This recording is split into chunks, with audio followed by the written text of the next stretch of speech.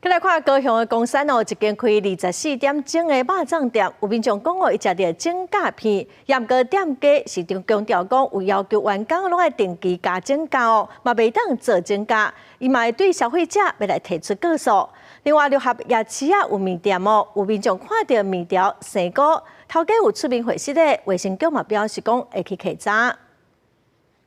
餐盘出现菜花过的整价假片，馆顶搁黏着字米，民众指控这是高雄公山区一间24点钟营业的肉粽店所食到的物件，这支店内食安有问题。店家只是挂冤枉，讲店内员工拢是55岁左右，无人做米价，员工嘛展示手部，强调头家规定拢爱定期收底。我咧阿弟拢50几岁啊，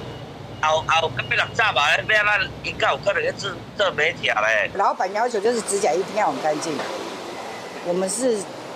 做吃的，不可能说很脏，或是做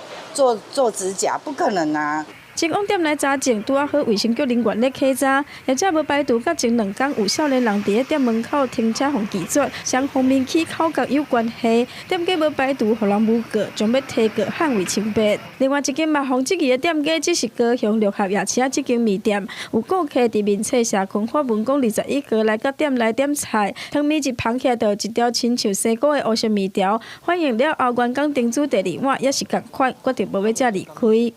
他如果当下马上跟我们店家反映，我们店家一定是因为这绝对是我们店家的疏失啊，我一定会当面跟他道歉，然后尽我们最大诚意跟他解决问题。卫生局表示无接到真情，但是会派人稽查。店家即时回应，民众发文了后，随着联系做面的厂商，因强调店内面条拢是当工现做了后送来，无啥有可能生果，有可能伫做面过程当中面条抹着油，也是印着报纸油墨。除了公开回示咧，要查明原因，嘛会尽上大努力改善。公司新闻王立婷、赵宽哥报道。